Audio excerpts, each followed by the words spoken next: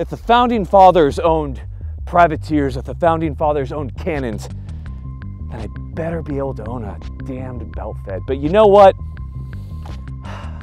Laws really suck. The ATF is super. Are we allowed to say that, Micah? Nope.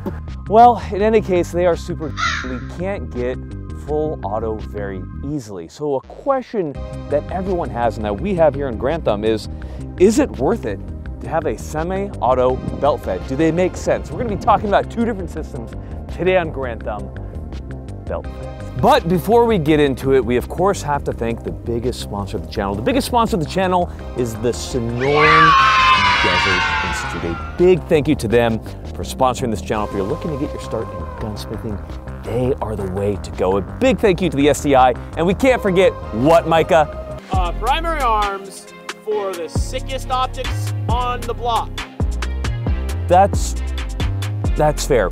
Primary Arms, a big thank you to them for sponsoring this channel, and we cannot, of course, forget to thank Savior Bags. If you're looking to not blend in with anything, get the multicam black bag or just get sick bags. They're actually a great price. So big thank you to them.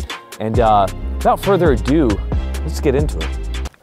Ladies, gentlemen, might often forgotten, most certainly not by me, the Chinese. Welcome. I know you guys are behind a firewall, so congratulations on getting here, first off.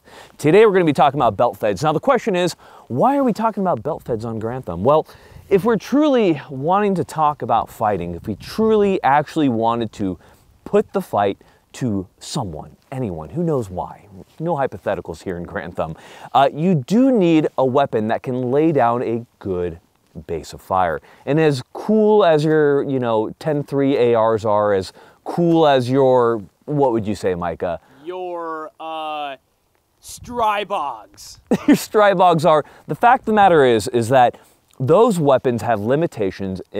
Especially the Strybog. Especially the Strybog, in terms to how many rounds they can run before heat begins to shut down those weapon systems.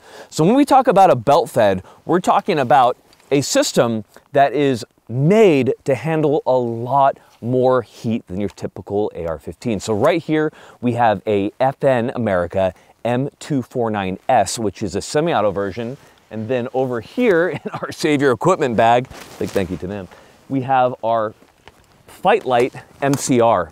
These are two different systems, but both are working off of your basic belt fed design. So we're going to talk a little bit about these systems, some of the intricacies of the belt fed platform, and how it's all going to work. Let's get into it. Now, to help us talk about belt feds, we of course have John here. John Prestige in Call of Duty, the original once, which is a pretty big deal. John, you want to talk a little bit about your background? By the way, thank you for coming on. Yeah, no problem. Yeah, so I'm John. Some of y'all probably know me as a weapon observer on IG. Spent quite a while behind the saw and other belt fed weapon systems. I love it. I never shut up about it. John, this is a family channel. We can't swear. Oh, my bad. Yeah, there's all kind of tips and tricks I've learned throughout my time being on a belt fed, and here to share them with y'all. Can't wait, man. So the first thing that we have to talk about, which I alluded to, is that the difference between your typical AR and your belt fed is the ability of the belt fed to handle many more rounds prior to going down. So the thing you have to understand about the Fitelight MCR, about the M249, about many of these belt fed systems is that they were meant to be fired full auto. They were meant to be shooting at a cyclic rate of between 700 to 1,000, depending on which system you had. So when we talk about firing these guys semi-auto, it's going to take a lot of rounds to get to a point where these weapons are so hot from you firing them semi-auto that they're gonna shut down.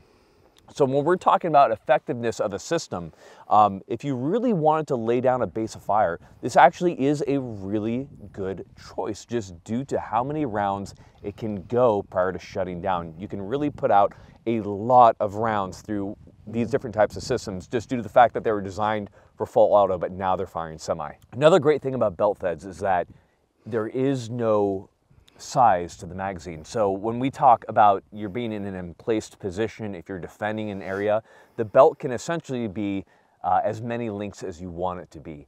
So you're able to put down and have a lot of rounds on hand that you don't have to be reloading, you don't have to have any of those pauses. And then even if we're patrolling, which I know we've talked about, John, how many rounds would you typically patrol with if we were just kind of going out? I mean, it depends if you're like wearing body armor like that, or if you're just going really light with just like a flick or something. But typically about 800 rounds is a standard combat loadout. That's a lot of rounds to carry on one person. And so being able to open up an engagement with around 200 rounds on a nutsack, or even 130, 150, is definitely a force multiplier. Now, we do have to talk about the one thing that is good and bad, and that is of course going to be the links themselves. So we have the M27 links right here.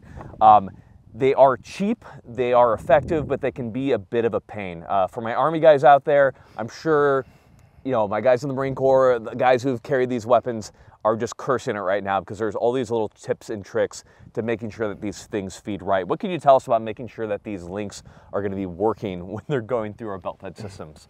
So number one thing is making sure they're all lined up. Like if there's just from storage or like carrying them around, a lot of times this will happen to the rounds. They'll be either too far forward or too far back. At night, or if you're just walking around patrolling, you can like run your thumb along the side of them to make sure they're all properly lined up, because this will absolutely stop the gun up. That'll save you a lot of headaches. I know my buddies who went through Ranger School and stuff, they spent a lot of time taking these things, putting them in MRE bags, a little bit of CLP in there to make sure that the links were like running and stuff, especially on those really old belt feds where they're just not running as well. They're gonna require a little bit more TLC, and that pretty much encompasses every weapon that you knew in the military. But when it comes to the weapons that you're gonna be getting, if you decide to get your hands on a belt fed, it's definitely gonna be a new system, so it won't be as run through as the ones you get in the military, so they're gonna run a little bit better. Yeah, one thing that helped me out a lot, first 5 or 6 rounds or so, I'd coat those in a very light bit of ATF, and then wherever these rounds go in the gun, it's getting coated in lube as well. All things you should do. The belt fed is gonna require more prep on your end to make sure that it's running properly, but once you do have that thing running, it is definitely, again, that force multiplier. A good saw and a good saw gunner can equal, 3 guys with an M4 or Absolutely. 3 guys with an AR-15, depending on how you have things set up. Yeah. So one cool thing about the saw is they changed this on the Mark 46, but right here you got a magazine well. So if you run cold and you're completely out of linked ammunition, all you gotta do is rack the bolt to the rear, clear it, take this out, magazine goes right in, and then you're good to go. It's that easy. And that goes for the Fitelight as well. So these systems are what's called dual feed. So they can run from either a belt, or if you don't have a belt for whatever reason, or you're out, you can easily slap a magazine in there and that system is still going to run. So that is a cool thing. So even if you run out of M27 links, for whatever reason you don't have enough, the magazines are still gonna run and the gun's still gonna run for a very long time, just due to the gas system that you have on these weapons. So to start off with, we have the M249S, which is a semi-auto model of the saw. Now this is of course the para model. This thing has been lightened down. You see that we have removed the heat guard. This was at John's behest, because why do we need the heat guard there? It looks lame.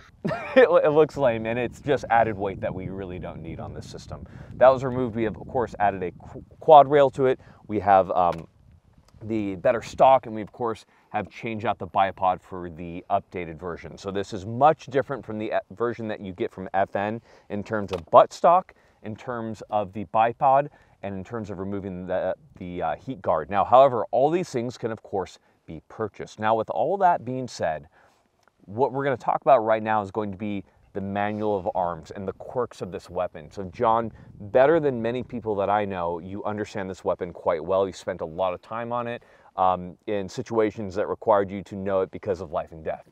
So I think that really lets someone really know a system. So if you could talk to us about how do we load this? How do we make sure this thing actually runs when we have it out there? Can you just explain to us how to keep it going?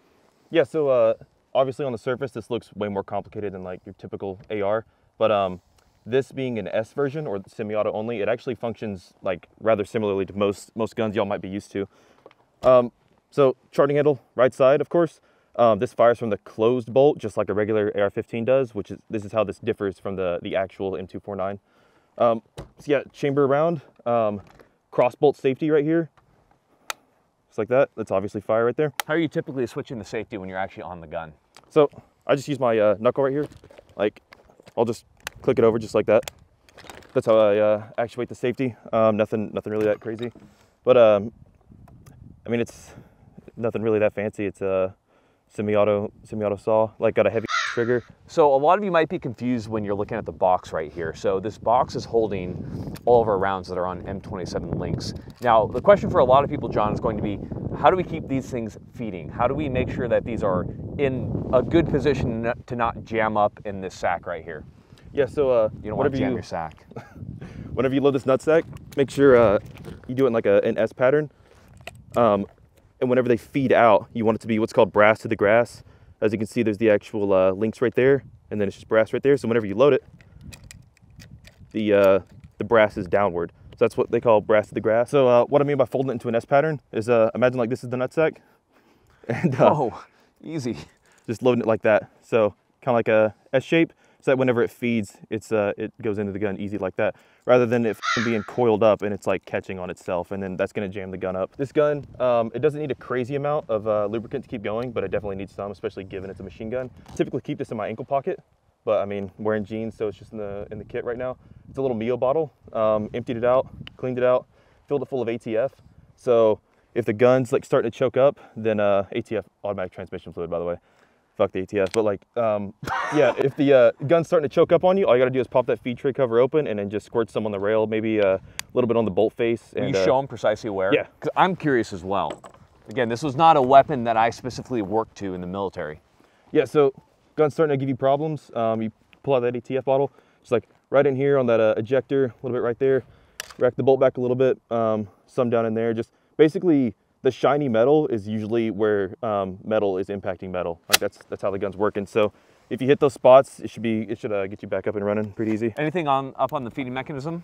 A little bit, not too much. Okay. It doesn't need a whole lot. You don't want to drench that thing out. No, it's because you want to have enough on this gun, but you also don't want to have so much that, especially whenever you're in a like something like a firefight, dust is getting kicked up, all that kind of shit, and it's just a magnet to the inside of this gun. So. Makes sense. And then you want to speak about what this guy, yeah. Is this like a shank? Yeah. So every good belt-fed gunner has got some kind of a flathead screwdriver on their kit. I did not come up with this, dudes before me did. It's just a little gear keeper, spring-loaded, right? A magnetic flathead will save you a lot of trouble with a belt-fed. You got like links down in the gun, stuck casing, whatever the case may be. You just pop this open and then you can just dig that shit out. And while brass, the magnet's not gonna work on the brass, the links it will. So if it's in like a really odd spot, you can just pull it right out. Yeah, so dudes in the military, whenever they get their saw ammo for whatever live fire they're doing, or if they're on deployment, they always come in these large black pork chops, we call them. And they all have this as the starter. And most people just throw these away, but if you actually put these on the belt, it'll save you a lot of time whenever you're trying to load this gun. Because instead of like fighting, trying to get just one particular round, you got this big tab that goes right into place, that easy. So it'll help speed up your reload, because hell, the saw is the majority of the squad's firepower. So if you can keep this thing running, then you got your firepower up and running. I can't mention how many people I've watched try to put a belt on there and just watch it fall off the tray. They just can't get it in place. And like, you're closing it, it's not seated, and then you're racking the round and it's not getting in there. Of course, on an open bolt, it's gonna be different, but it certainly obviously plays true on the M249S as well. Everything that plagued the open bolt version is absolutely true on this guy as well. Whenever you rack the saw back, the bolt stays to the rear because it fires from the open bolt. These sears they get worn over time from the who knows how many thousands of rounds have fired on them. So that's why they came up with something called aircraft loading.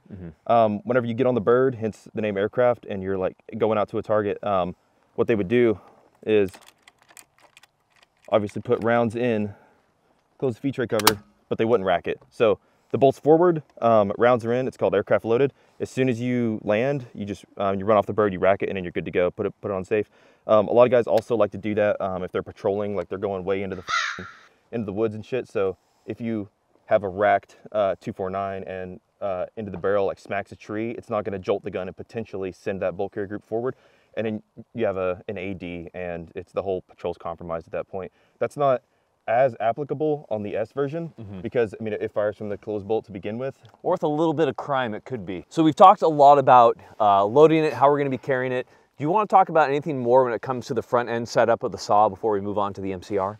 Yeah, definitely. One thing that I think is pretty big for saw gunners is right here, maybe both. I used to tape up both of these, but this middle one, I would definitely tape that with some kind of like Gorilla Tape, 100-mile-an-hour tape, whatever the case may be, because this gets caught on anything, like a ruck strap, you're taking a knee, whatever it is. They pull out super easily. At night, it's really easy. Like you take a knee or you brush up against a tree, whatever the case may be. These pull out super easily, and they're really difficult to get back in at night with gloves on. So I would tape up that one, and usually that one as well, but sometimes you want to be able to extend your bipod all the way. Reason being is because you go to collapse this bipod and it's hitting the nutsack and you can't get it closed. But yeah, I'd tape those two just so it's super easy to like click it back in. But then again, sometimes it is nice to extend this all the way out if you're shooting like a little bit at an elevation. So yeah, I would only tape the middle ones. Awesome. Well, that's really good information on the saw, and a lot of that kind of actually does transfer to the MCR. So we're going to go ahead and talk about the MCR at this point. So now we're talking about the Fitelight MCR. This is a really interesting belt-fed upper, and the reason that it is so interesting is that it will work on an AR-15 lower. Now, there are a couple things that you need to do in order to make that work. Specifically, you have to change out the bolt catch. So it is a different bolt catch, and then you have to change the buffer and buffer spring that are in your lower. Once you have done that, however, you do have a system that will work with the MCR. These are actually pretty heavily used, well, heavily being a relative term, by the Air Force. They're actually fairly popular. Very famously, one of my buddies shot down an Apache with it during NTC. So real war hero shit down in NTC in any case. But the Fitelight and the M249 are obviously both 5.56. Now they're obviously both dual feed, but what I want to talk about with this is how easy it is to kind of change out from one to the other. So once we lift open the feed tray right here, we get that off. The adapter for the nutsack right here actually fits into the mag well. So once we drop the mag well, it's really easy then to simply get in our magazine. We don't even have to lift off our feed tray cover at that point in order to get it loaded. Now, when we talk about loading this guy, it is actually fairly similar to the saw. The big difference being, rather than those two wings at the back to lift up the feed tray cover, it's just going to be this one right here, and that will lift it up. There has been a question between the two as far as any type of aiming deviation you get or a loss of zero between these optics being on the feed tray cover. I haven't really seen too much. I don't know what you've seen on your end, John. That's one of the reasons I also don't like magnified optics on the saw. The lockup of that, not like on FN or anything, it's just not tight enough, in my opinion, for a magnified optic to really hold that good of a zero. That's why I usually just stick with EOTech or a T2, something like that. Assault saw. Yeah, absolutely. So in any case, if we want to put a nutsack on to the MCR, we're simply putting the nutsack in, we're going to lift up that feed tray cover, and then we're going to load our rounds on, hopefully with a starter to make our lives a little bit easier. Lock that down, and we can simply charge this back, and then we are ready to fire at that point. It's a fairly simple, easy system to use, and in many ways, I think is probably a better system for civilian usage just due to the ease and also the cost. So the M249S costs a lot of money, so close to 10K, maybe even more depending on the market. The MCR is also an expensive system at around 6K, but I think is much more attainable.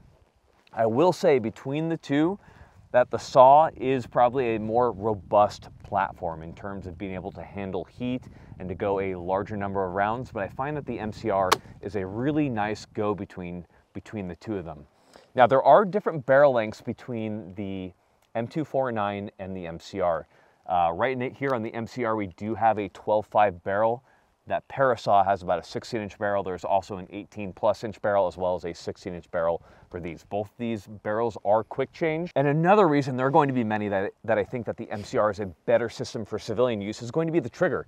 The trigger on that M249 is, it was not meant to be pulled repeatedly. It will do it, but your trigger finger will get tired. Micah, how was it? Trash. Trash. It's pretty freaking bad, man. So your trigger speed on the M249 is much slower compared to what we have here is like a Geisley single stage, which is super fast and is practically bump firing out of our hand when we're firing it from the shoulder. So I think for that reason, the Fitelight just makes more sense based on your kind of your more civilian application. Yep. Okay, but talk is cheap, ammunition is what, Micah? Provided by Norma. Provided by Norma. So we're gonna do a little bit of shooting with these, Wolf. To start off with, to demonstrate, we will demonstrate trigger speed. So we'll start with the saw right here. I'm gonna pull the trigger as fast as I can. Just blazing fast, obviously. It's gonna take me approximately a year to heat up that saw to the point where it's gonna shut down. All right, let's try the Fitelight right here.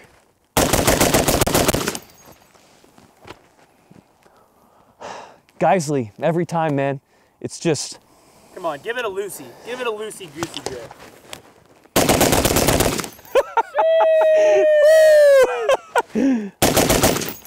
Oh, and I've gone out, which brings up a great question of what does it look like to do a change to a magazine on this guy? So we're gonna go ahead, we're gonna drop out the adapter. Now, in the case of this, you wanna hold on to that adapter because you'll probably need it. This is when a dump pouch matters. So we're gonna go ahead, we're gonna get out any of the links that are in there, make sure we're good. Once we've done that, draw out our magazine seated, rack it in. See, that's a loosey. Hey, Mojo, what's going on? So switching over to a magazine is super, super easy on this guy. Now, to show that the saw will also do it, we'll come right over here. We'll go ahead and we'll unload that guy. The saw can have a little PMag as a treat. No, you can go faster than that. No? Yeah, I can't! John, get in here. How fast can you run with two people though? Maybe John is faster than me. Oh, okay. You didn't see what he did though. He paintballed it. Oh, paintballing it? Ah, we're out. It kind of worked. It kind of worked. All right, Mike, if you want to come over to the right side, we'll show you the links coming out. So these are disintegrating links. That means with every shot, these links are disintegrating. You'll see what that looks like. So these links come apart. Again, that is the thing that kind of sucks. Obviously, training, you're going to be able to collect these, but if you're doing something a little bit more spicy, it's going to suck a little bit more to get those. So get many of these if you're running a belt fed, or be prepared to run off the magazines. But the best thing is that when you remove the magazines from the equation, have these nut sacks, you can carry a lot more ammo for a lot less weight compared to a magazine. So to end, we're going to go ahead and we're going to talk about kit setup. Obviously, John right here has his kit set up for the saw. He has his nut sacks in here. John, I know you've done a lot of modifications to your kit to make your life a little bit easier. Now, these are M60 pouches, is that correct? Yeah. And so what have you done to these pouches? How do you stage these nut sacks to make sure that it's easy to reload your saw? Yeah, so whenever you need to reload the saw, you probably need to reload it in a hurry. One thing I did is I cut on the edges right here a little bit, so you can really peel that nutsack out of there really fast. Another thing that's really important is you don't want to lose these. So one thing I always do is I put a little zip tie right here. So that way, whenever you go to stow one of these nutsacks after it's spent, you just find a little carabiner on your kit and right there. Non-locking, so by the end you just have a bunch of those just hanging off your belt, but you've already made a lot of noise firing your saw, so it's probably not that much of a big deal. Now, beyond what we have on the front, you also have a quick access pouch for your saw. Some would say the saw speed reload. Yeah, this pretty sure it's made by Raptor Tactical. Okay. It's pretty much just a speed pouch for the saw. This is actually really, really nice. I wish we had these. So simple as popping that buckle, and then right here you got about 80 or 100 round nutsack right there. Of course, this isn't as good as something like a 200 round pork chop, but if you really need to reload this thing in a hurry, this is actually pretty sick. Nice. So that kind of brings us to the end of our belt fed video, guys. The point is that as free citizens of the United States, you have rights. These rights include the right to bear arms. Belt feds 100% fall into that. And in my mind, a belt fed makes perfect sense in many applications within civilian use. Get out there, find the belt fed that is going to work for you. They are unfortunately expensive. Obviously, you can find other weapons that can make do, but not quite as good as a belt fed. These are awesome. Get out there, train on them. It's going to take a little bit of know-how to get really good at these. We will be doing individual reviews on all these weapon systems, but I hope you guys liked our intro to owning a belt fed. Get out there, get time on these. But as always, if you don't actually train on these, you're still gonna suck with them. That's especially true of a belt fed. So get out there, get training, guys. Tons of places to get training from, including soon to be Onward Research, so make sure you look out for that. Ladies and gentlemen, thank you so much for watching. We got nothing else for you. Final thing for you guys is going to be dad advice. John isn't a dad yet, but he's gonna give dad advice to my wayward followers. You're on the spot, go ahead. I have no idea what to say. Yeah, don't start cursing because you'll do it way too much like me. And then you won't be able to stop.